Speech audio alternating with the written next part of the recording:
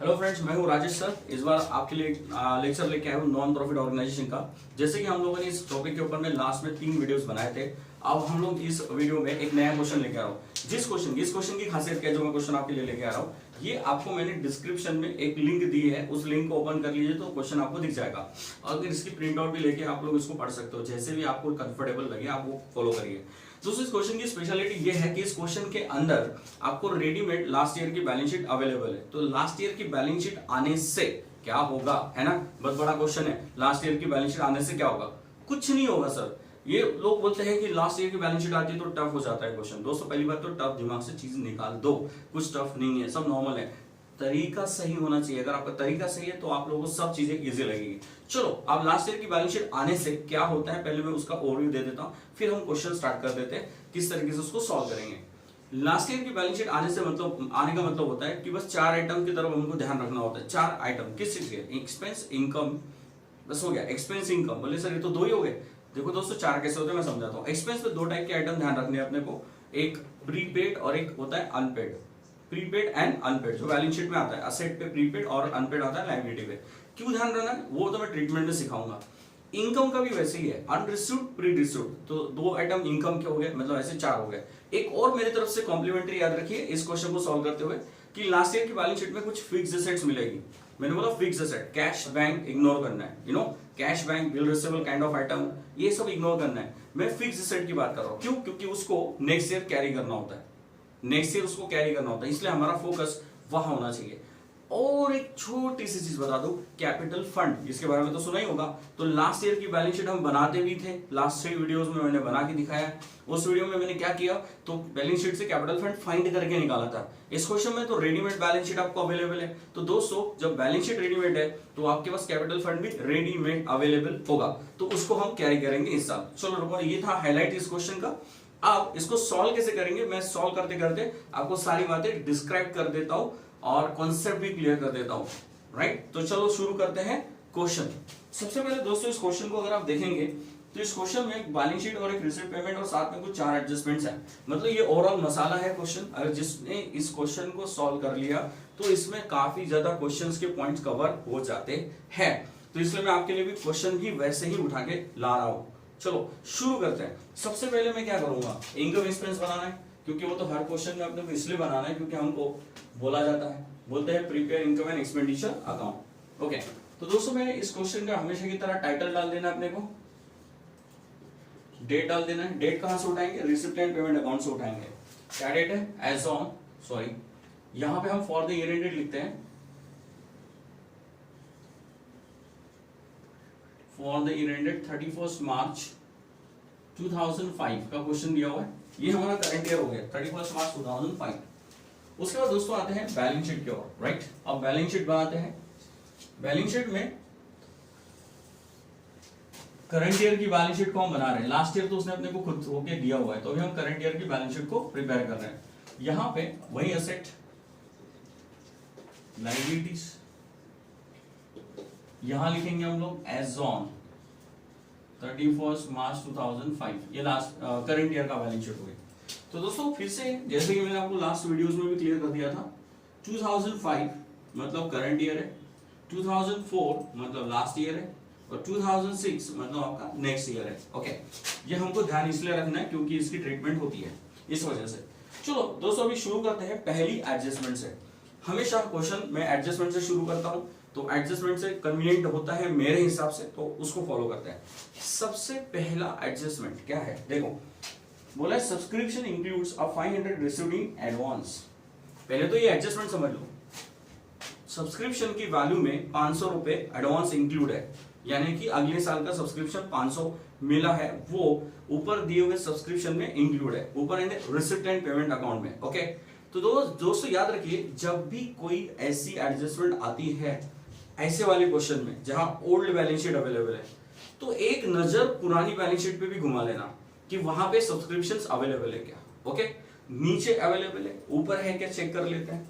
तो ऊपर की बैलेंस शीट में मैं देख रहा हूं तो सब्सक्रिप्शन मुझे अवेलेबल नहीं दिख रहा है, यानी कि नीचे से एक लोता आइटम दिया है सब्सक्रिप्शन का। चलो एक और कंफर्मेशन कर लेते हैं कि और कहीं एडजस्टमेंट में सब्सक्रिप्शन नजर आ रहा है क्या। ये कंफर्मेशन लेके ही आगे बढ़ना है। तो दोस्तों और कहीं नजर नहीं आ रहा, मतलब इस बार सब्सक्रिप्शन थोड़ा सा ढीला है, इसको हम आराम से सॉल्व करते हैं। सबसे पहले रिसीव पेमेंट पे जाओ, वहां से सब्सक्रिप्शन उठाओ, और ये सिंगल आइटम दिया हुआ है, इसका मतलब मैंने आपको सिखाया था कि सिंगल आइटम मतलब इसमें हो सकता है कि लास्ट ईयर का इंक्लूड हो सकता है नेक्स्ट ईयर का भी इंक्लूड हो सकता है करंट ईयर का हो। ओके, तो इसको उठाने का है, इनकम का आइटम है, इस वजह से इनकम साइड पे लिखेंगे बाय सब्सक्रिप्शन, और क्या करेंगे, अगले साल का जो एडवांस इसमें इंक्लूड है, जिसको मैं 2006 यहां मेंशन कर देता हूं, वो है 500 रुपीज, तो उसको यहां से माइनस कर देंगे, यानी 10,000 में से 500 अगर लेस कर दो तो आपकी वैल्यू 9,500 की आएगी। बड़े तो दोस्तों ये था हमको एडवांस मिला हुआ सब्सक्रिप्शन। मैंने माइनस क्यों किया, क्योंकि ये एक्सपेंस इनकम कब का था, अगले साल का था, मिला इस साल था, 10,000 में इंक्लूड होगा ये अज्यूम करना है। क्यों अज्यूम करना है, क्योंकि उसने बोला भी है कि इंक्लूड है, अगले साल का मिला है, तो 10,000 में ही होगा ना, रिसिप्ट साइड पे है रिसिप्ट, तो रिसिप्ट हमने इस साल की कितनी टोटल 10,000 है, जिसमें 500 अगले साल के है, तो निकाल दो। ओके, अब सेकेंड इफेक्ट तो लेना पड़ेगा, एडजस्टमेंट है, तो एडवांस में मिला हुआ इनकम हमेशा हमारी लायबिलिटी होती है, तो यहां मैंने ऊपर से 3-4 लाइन कैपिटल फंड के लिए छोड़ दी है, तो यहां पे आएगा एडवांस सब्सक्रिप्शन लायबिलिटी पे। ओके, क्यों लायबिलिटी, मिला एडवांस में है तो देना भी वापस पड़ सकता है कभी भी, जब अगर मेंबर ने रिफंड मांग लिया, सपोज मेंबरशिप टर्मिनेट कर रहा, तो उनको रिफंड करना पड़ सकता है। इस उम्मीद से, इस आधार पे, इस बेसिस से हम लोग इसको लायबिलिटी पे शो करते हैं। ओके, तो दोस्तों ये था सब्सक्रिप्शन का एडजस्टमेंट। चलते हैं अगले एडजस्टमेंट की ओर। दोस्तों अगला एडजस्टमेंट क्या है, तो बोला है provide for outstanding liability that is of rent and salary.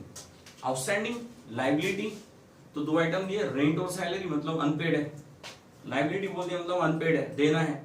Date mention नहीं है यहाँ पे, तो इसका मतलब करंट ईयर से रिलेटेड है। कौन से ईयर से, करंट ईयर। ओके, मतलब एडजस्टमेंट में जिस भी आइटम के बारे में डेट ना हो तो मान लेना कि वो करंट ईयर में हुआ है, यानी कि करंट ईयर से रिलेटेड है। चलो, जैसे कि अभी हम लोगों ने इस क्वेश्चन में एक प्रैक्टिस फॉलो करना है कि हर एडजस्टमेंट पढ़ने के बाद ऊपर लास्ट बैलेंस शीट में जाना है, रिलेटेड आइटम फाइंड करना है। जैसे कि यहाँ पे रेंट और सैलरी है, तो बैलेंस शीट में जाते हैं और रिलेटेड आइटम को चेक करते हैं कि कोई ऐसा आइटम रिलेट कर रहा है।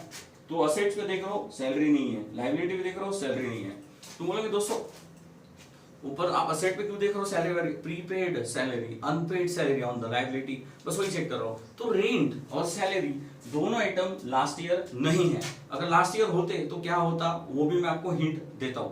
सबसे पहले अब अकाउंट में चलते हैं, कहां पे, अकाउंट, कौन से, रिसिप्ट एंड पेमेंट अकाउंट में। ओके, चलो यहां पर पेमेंट पे देखो, रेंट आपको मिलेगा 4,400, तो दोस्तों पेमेंट में यहां पे आते हैं, रेंट लेते हैं 4,400 का, 4,400 का रेंट आपका हो गया।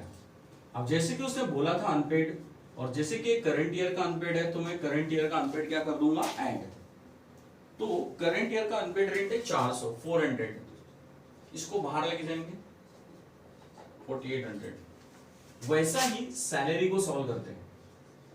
सैलरी का अमाउंट ऊपर पेमेंट में दिया हुआ है आपको, दैट इज 3,300, तो सैलरी 3,300 मैंने यहां लिख दिया। अब इसके अंदर आउटस्टैंडिंग सैलरी को प्लस करते हैं।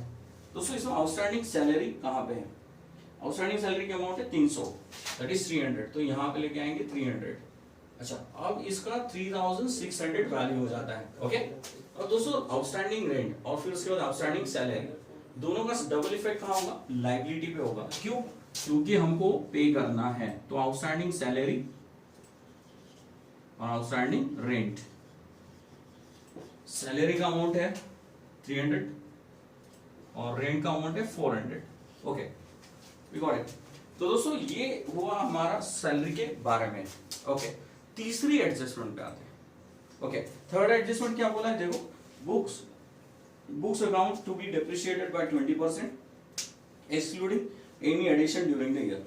सिंपल, हिंट बड़ी अच्छी है, बोला है कि बुक को डेप्रिशिएट करो, और चालू साल में अगर कोई एडिशन हुआ है, यानी हमने कोई नया बुक खरीदा है, तो उसको डेप्रिशिएट मत लगाओ, डेप्रिशिएट मत करो। क्यों, वर्डिंग दिया है कि डेप्रिशिएट करो 20% से, लेकिन excluding addition in the current year, यानी चालू साल में अगर कुछ ऐड हुआ है तो उसको छोड़कर 20% डेप बुक पे लगाना है।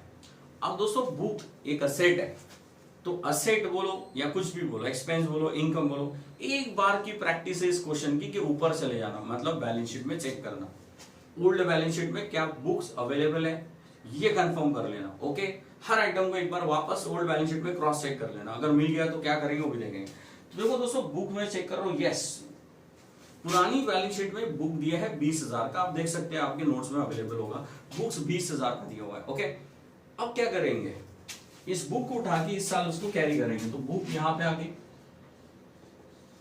20,000 की बुक मैंने लास्ट ईयर से यहाँ पे कैरी कर ली। ओके, अब मैं क्या करूंगा, अकाउंट में जाता हूँ। अकाउंट में हम जाएंगे क्या चेक करने के लिए, कौन से अकाउंट में, रिसिप्ट पेमेंट अकाउंट में जाएंगे, क्या चेक करने के लिए, खरीदा है या बेचा है, यानी किताब खरीदा बेचा है क्या इस साल, तो चेक करते हैं। पेमेंट साइड पर अगर बुक मिल जाए अपने को तो यस दोस्तों, पेमेंट साइड पे बुक 3,000 की है, और रिसिप्ट साइड पे बुक अवेलेबल है क्या, नहीं है। अगर रिसिप्ट पे होती तो मैं सेल मान लेता, क्योंकि पैसा आ रहा है। पेमेंट पे देख रहा हूं तो मतलब पैसा गया, यानी कि परचेस किया किताब को, कितने हजार की है, 3,000 की है। तो दोस्तों ओल्ड बुक के अंदर में आपका नया परचेस का बुक ऐड कर दो, यानी 3,000 इसमें ऐड कर दो, ओवरऑल आपका 23,000 का बुक हो गया। लेकिन वैल्यू अंदर रखना, क्यों अंदर रखना, क्योंकि मैं तो डेप्रिसिएशन की एडजस्टमेंट सॉल्व कर रहा हूं, तो उस हिसाब से अभी मैं डेप्रिशिएट करूंगा इसको। अब डेप्रिशिएट दोस्तों कितना परसेंट से करना है अपने को, 20% से करना है। बड़ी तो 20% से अगर इसको डेप्रिशिएट करना है तो याद रहे उन्होंने अपने को एक वार्निंग दिया था कि आपको करेंट ईयर के बुक को छोड़कर, यानी जो चालू साल में हमने बुक को ऐड किया उसको छोड़कर डेप्रिसिएशन लगाना है, मतलब ओल्ड बुक पे लगाना है। कौन से बुक पे, ओल्ड। तो दोस्तों 23,000 पे नहीं लगाते हुए मैं किस पे लगा रहा हूं, 20 पे। क्वेश्चन में अगर ऐसी कोई इंस्ट्रक्शन नहीं होती तो मैं 23,000 पे डेप्ट चार्ज करता, लेकिन क्वेश्चन में इंस्ट्रक्शन है कि ओल्ड वाले पे चार्ज करो, यानी कि नए वाले पे नहीं करना है। तो ओल्ड का 20% कितना हो गया, 4,000 हो गया, यानी कि 20,000 का 20% 4,000 हो गया। तो दोस्तों इसको यहां से लेस कर दो, क्योंकि डेप्रिसिएशन है, डेप्रिसिएशन से वैल्यू क्या होती है, रिड्यूस होती है, वैल्यू घट जाती है, इसलिए इसको माइनस कर दो। मतलब कितना बचेगा आपका, 19,000 का वैल्यू बचेगा आउटर में। ओके, अब बताइए एडजस्टमेंट किस चीज की थी, डेप्रिसिएशन। ये एडजस्टमेंट नहीं बोलते इसको, ये तो अकाउंट से उठाया था हमने, ये भी अकाउंट से उठाया था, ये भी अकाउंट से उठाया था, ये वाला एडजस्टमेंट था। तो इसका सेकंड इफेक्ट करना पड़ेगा। सेकंड इफेक्ट क्या होगा, तो इसका सेकंड इफेक्ट हम कैरी करेंगे इधर डेबिट साइड पे, जिसको हम लिखेंगे डेप्रिसिएशन ऑन बुक्स। ओके, चलो दोस्तों ये आ गया डेप्रिसिएशन हमारा 4,000 4,000 का, ये बड़े। तो इस तरीके से हमको अभी चीजें समझनी है। चलो आगे बढ़ते हैं। नेक्स्ट एडजस्टमेंट है 50% of the entrance fee are to be capitalise. दोस्तों यहाँ पे आप देख सकते हैं कि अपने को एंट्रेंस फी को कैपिटलाइज करना है। एक बार वापस ऊपर ओल्ड बैलेंस शीट में चले जाइए, चेक करिए एंट्रेंस फी है क्या। ओके, तो मैं देख रहा हूँ यहाँ पर असेट पर अवेलेबल नहीं है, लायबिलिटी पर भी अवेलेबल नहीं है। चलो एंट्रेंस फी को ढूंढते हैं। तो रिसिप्ट साइड पे एंट्रेंस फी का अमाउंट है 1500, 1500 रिसिप्ट साइड, क्योंकि हर इनकम का कैपिटलाइजेशन होता है, सिर्फ इनकम का होता है, एक्सपेंस का कभी नहीं होता, क्योंकि इनकम ही सेव करते हैं हम लोग लॉन्ग टर्म के लिए। मैंने आपको ये फर्स्ट सेकंड वीडियो में आप जाके देखिएगा, वहां मैंने डिटेल समझाया हुआ है कि कैपिटलाइजेशन का मतलब क्या होता है। फिलहाल एंट्रेंस फी को उठाते हैं, इनकम को 1500, तो यहां लेके आएंगे एंट्रेंस फी 1500, इसमें से हम कैपिटलाइज करेंगे 50%, मतलब ये हो जाएगा 750, माइनस करेंगे बाहर आएगा 750, ये हो गया कैपिटलाइज, इन्हें रिड्यूस कर दिया। अब दोस्तों क्या करते हैं, ये जो कैपिटलाइज हुआ है उसको यहां पे लेके आते हैं, कैपिटल फंड करके लिखते हैं, और इस कैपिटल फंड में एंट्रेंस फी को ऐड करते हैं 750, क्योंकि कैपिटल फंड उतने से बढ़ जाएगा क्योंकि हमने इनकम को कैपिटल में ट्रांसफर किया, that is we say capitalisation of entrance fee. Okay, तो दोस्तों ये है एडजस्टमेंट क्लियर। अब मैंने आपको जैसे बोला था कि एडजस्टमेंट के 2 इफेक्ट करने, तो हमने सारे एडजस्टमेंट के 2 इफेक्ट किए, सारी एडजस्टमेंट कंप्लीट हो चुकी है। तो सो नेक्स्ट स्टेप क्या है ना, नेक्स्ट स्टेप वैसा ही जैसा रेगुलर है, बस थोड़ा सा एक चीज ऐड करके चलना है। रिसिप्ट एंड पेमेंट के सारे आइटम लिखेंगे, लेकिन एक बात का ख्याल रखेंगे कि हमको ओल्ड बैलेंस शीट में बार बार जाकर एक चेक करना है कि कहीं कोई आइटम अवेलेबल है क्या, रिलेटेड आइटम। जैसे कि ओपनिंग बैलेंस पहला आइटम दिया, रिसिप्ट साइड से जा रहा हूं मैं, तो ओपनिंग बैलेंस दिया, वैसे भी मैं ओपनिंग बैलेंस करंट ईयर के टेबल में नहीं लिखता, फिर भी आपके लिए, आपके नॉलेज के लिए ये जो 2500 का ओपनिंग बैलेंस दिख रहा है ना यहाँ पे आपके नोट्स में, तो वो देखो ओल्ड बैलेंस शीट में भी होगा, क्योंकि वो पिछले साल की कैश है जो इस साल कैरी होगी एज अ ओपनिंग बैलेंस। तो 2500 ऊपर भी है नीचे भी है, मतलब कि क्रॉस। तो वैसे भी हमको इसका इफेक्ट नहीं करना है, क्योंकि वो तो लास्ट ईयर का है और लास्ट ईयर हमारे करंट ईयर के टेबल में नहीं आता। उसके बाद है एंट्रांस फी, अभी कर दिया हम लोगों ने। सब्सक्रिप्शन हो गया। Sale of old newspaper, income है दोस्तों ये छोटी सी, राइट। तो इसको लिख देते हैं यहाँ पे, सेल ऑफ ओल्ड न्यूज़पेपर, इसकी इनकम है 75 रुपीज, यहां लिख दिया हम लोगों ने एसेट साइड पे। उसके बाद है हायर ऑफ लेक्चर हॉल, यानी किराए से दिया हुआ है अपने हॉल और आपको उसका किराया मिल गया है, तो 1000 रुपए। ऊपर चेक करते हैं हायर ऑफ लेक्चर हॉल नहीं है, ओके। तो क्या करेंगे, फिर सीधा सीधा यहाँ पे आएंगे, यहाँ पे आप रेंट ऑफ हॉल लिख दो या फिर आप इसको हायर ऑफ हॉल लिख दो। तो रेंट ऑफ हॉल मैंने लिख दिया यहाँ पे 1000, इनकम साइड पे आएगा दोस्तों। उसके बाद है इंटरेस्ट ऑन इन्वेस्टमेंट। अच्छा ठीक है, इंटरेस्ट मिल रहा है तो इन्वेस्टमेंट भी होगा ना, है कि नहीं। तो चेक करते हैं ऊपर की बैलेंस शीट में। अच्छा ठीक है, क्यों चेक कर रहे हैं हम लोग, मैं सिर्फ ये चेक कर रहा हूँ हिडन एडजस्टमेंट है क्या, यानी उस इन्वेस्टमेंट के साथ परसेंट जुड़ा है क्या। अगर परसेंट जुड़ा है तो हम उसका आउटस्टैंडिंग इंटरेस्ट भी निकाल लेंगे, नहीं जुड़ा है तो बात वहीं खत्म होगी, ओके। फिर भी एक कंफर्मेशन के लिए चलो ऊपर चेक करते हैं इन्वेस्टमेंट है क्या। यस, ऊपर है ओल्ड बैलेंस शीट में, तो इन्वेस्टमेंट अवेलेबल कितने हजार का है, 15000 का है, ओके। दोस्तों मैं पहले इन्वेस्टमेंट को कैरी कर लेता हूँ ताकि हमारे यहाँ से बाद में छूट ना जाए, इस वजह से, ओके। वैसे छूटेगा तो नहीं, फिर भी कर लेते हैं। अब इंटरेस्ट की बात आ गई, तो इंटरेस्ट की बात आ गई तो उसका दोस्त जहां से वो जनरेट होता है वो निकाल लेते हैं, इन्वेस्टमेंट। दोस्तों पहले इसको अंदर लिख दो, अंदर लिख देते हैं इन्वेस्टमेंट को 15000 है। एक बार कंफर्म चेक कर ले, जब भी हम असेट को छेड़ेंगे तो क्या चेक करेंगे, खरीदा है क्या, बेचा है क्या। चलो अकाउंट में चलते हैं, रिसिप्टेड पेमेंट में देखो चेक करो इन्वेस्टमेंट है कि यस, पेमेंट पे 2000 का इन्वेस्टमेंट अवेलेबल है, ओके। और रिसिप्ट साइड पे इन्वेस्टमेंट अवेलेबल नहीं है, तो हम लोग क्या करेंगे, परचेस किया 2000 का तो परचेस को यहाँ पे लाके प्लस कर देंगे 2000, तो 15000 के अंदर 2000 ऐड कर दो, ओवरऑल 17000 का आपका इन्वेस्टमेंट हो गया। दोस्तों ये हुआ हमारा इन्वेस्टमेंट, ओके।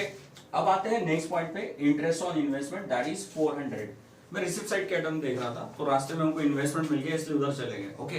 अब रिसिप्ट का लास्ट आइटम है इंटरेस्ट ऑन इन्वेस्टमेंट। क्या है दोस्तों, ये इनकम, ओके। क्योंकि इन्वेस्टमेंट पे हमको मिलती है, जो पैसा हम इन्वेस्ट करेंगे उसके बाद रिटर्न्स मिलते हैं, तो यहाँ पे हमारे रिटर्न्स क्या है, इंटरेस्ट है, तो हमको रिसिप्ट साइड पे दिया हुआ है तो इनकम साइड पे लिख देंगे। इन्वेस्टमेंट को असेट पे डालते हैं, लेकिन उसका जो ब्याज है ना उसको इनकम पे लेके आते हैं, क्योंकि ब्याज हमको अलग से मिल रहा है, तो ये हमारी इनकम हो गई, दैट इज 400। तो दोस्तों ये थे रिसिप्ट साइड के आइटम। तो क्या क्वेश्चन खत्म हो गया, पेमेंट बाकी है, पेमेंट पे चलते हैं, ओके। पहला पेमेंट देखिए, इलेक्ट्रिसिटी चार्जेस, मतलब इलेक्ट्रिक चार्जेस। तो इलेक्ट्रिसिटी के चार्जेस यानी इलेक्ट्रिसिटी का बिल। तो दोस्तों इलेक्ट्रिसिटी कहाँ पे आएगा, एक्सपेंस पे आएगा। अब आप बोलेंगे सर आपने लास्ट ईयर तो देखा नहीं, चलो देख लेते हैं ना लास्ट ईयर, कोई इशू नहीं है। जहां तक मेरा ख्याल है कि अवेलेबल नहीं है अपने पास लास्ट ईयर इलेक्ट्रिसिटी। देखो ओल्ड बैलेंस शीट में इलेक्ट्रिसिटी जैसा कोई आइटम मुझे नहीं दिख रहा, तो इसलिए हम लोगों ने डायरेक्ट लिख देना है, ओके। लास्ट ईयर का आइटम होता है तो क्या होता है मैं आपको लास्ट मोमेंट पे बता दूंगा, डोंट वरी अबाउट इट। जो अभी फ्लो में चल रहा है उसको कैरी कर लेते हैं, ठीक। नेक्स्ट आइटम है पोस्टेज एंड स्टेशनरी, एक्सपेंडिचर है दोस्तों।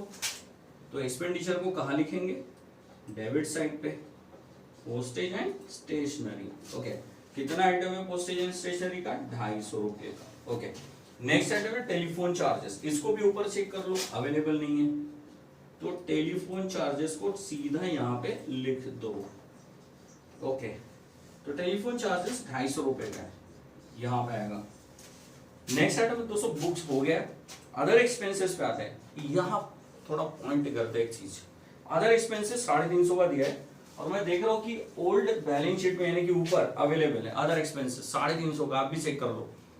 तो नीचे अकाउंट में पेमेंट में 350, ऊपर भी 350, कुछ तो भी यहाँ पर लिंक है, कॉन्सेप्ट है, डिस्कस करते हैं, ठीक है। और कहीं पे है क्या एक बार कंफर्म कर लेते हैं, असेट पे है क्या वो भी देख लो, भले असेट पे एक्सपेंस, प्रीपेड एक्सपेंसेस दोस्तों बार बार वही बता रहा हूँ, प्रीपेड एक्सपेंसेस हो सकता है असेट पे। इसका कैसे करेंगे? फिलहाल हम अदर एक्सपेंसेस को यहां लेके आएंगे, अदर एक्सपेंसेस, और 350 को यहां लिख देते हैं 350। इसका मीनिंग क्या हुआ मैं आपको समझाता हूं।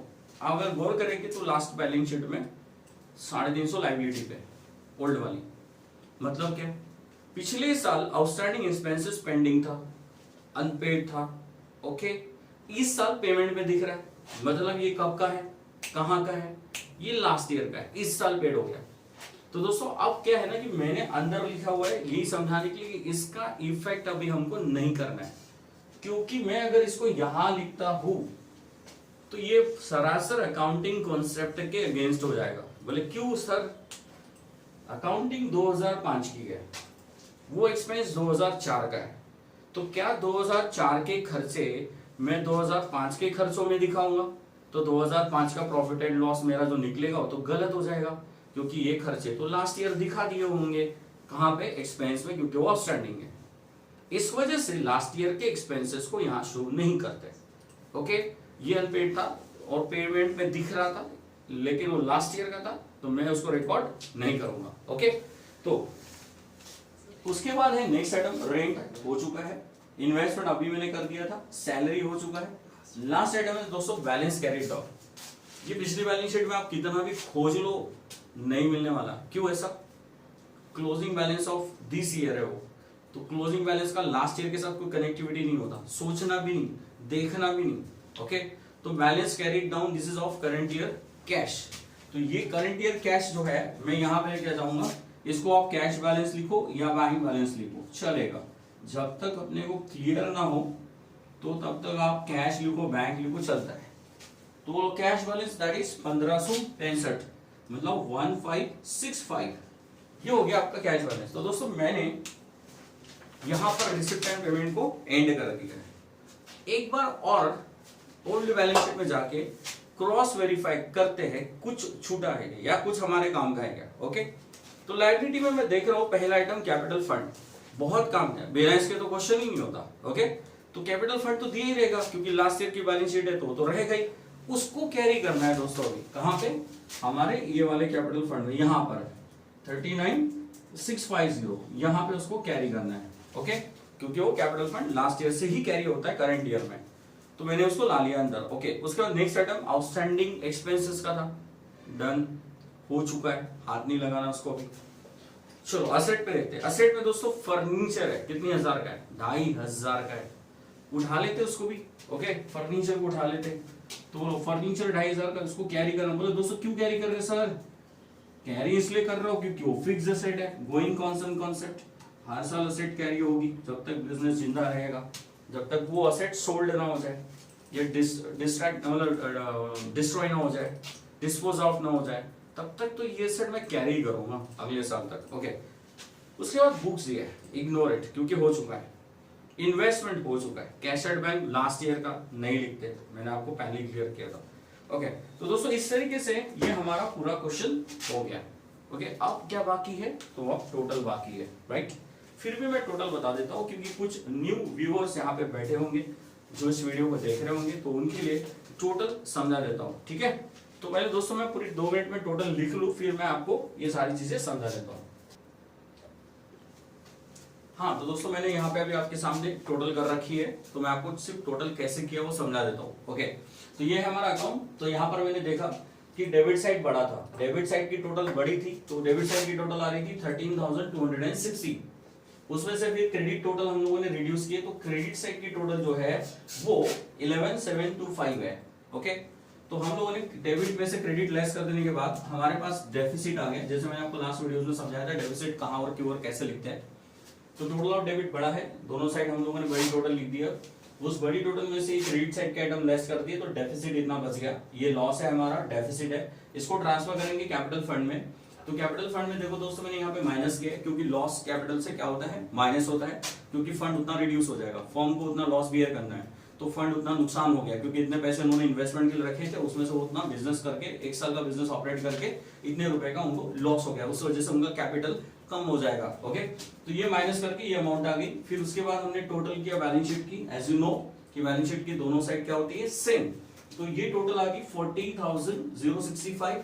सेम टोटल यहां पर भी आना चाहिए, तो आपका क्वेश्चन क्या होता है, राइट होता है। जबरदस्ती टोटल लाने की कोशिश ना करें, ओके। लेकिन अगर एग्जाम में ऐसा हो जाए कि आपकी टोटल इम्बैलेंस हो जाए, तो वैसे ही इम्बैलेंस टोटल लिख के छोड़ दो। अगर आप देखोगे कि प्रॉफिट रॉन्ग है, लॉस रॉन्ग है, और आपने इधर टोटल टैली कर दिया और उनके ध्यान में आ गया, तो समझ लीजिए आपके आधे मार्क तो गए, क्योंकि वो फ्रॉड करके कंसीडर होता है। तो जो टोटल आ रही है लिख के छोड़ दो, कोशिश करिए टोटल टैली ही होनी चाहिए, ओके। तो दोस्तों ये था हमारा क्वेश्चन बैलेंस शीट के ऊपर। अभी मैं नेक्स्ट वीडियो में कुछ एक और 2 क्वेश्चन लेके आऊंगा, फिर ये चैप्टर का हम डिस्क्रिप्शन यही खत्म कर देंगे। फिर मैं आपको असाइनमेंट वर्क दूंगा, वो आप उसके ऊपर में कंप्लीट करिएगा, यानी कि प्रैक्टिस क्वेश्चन। तो मिलते हैं दोस्तों नेक्स्ट वीडियो में। Thank you from Rajesh sir.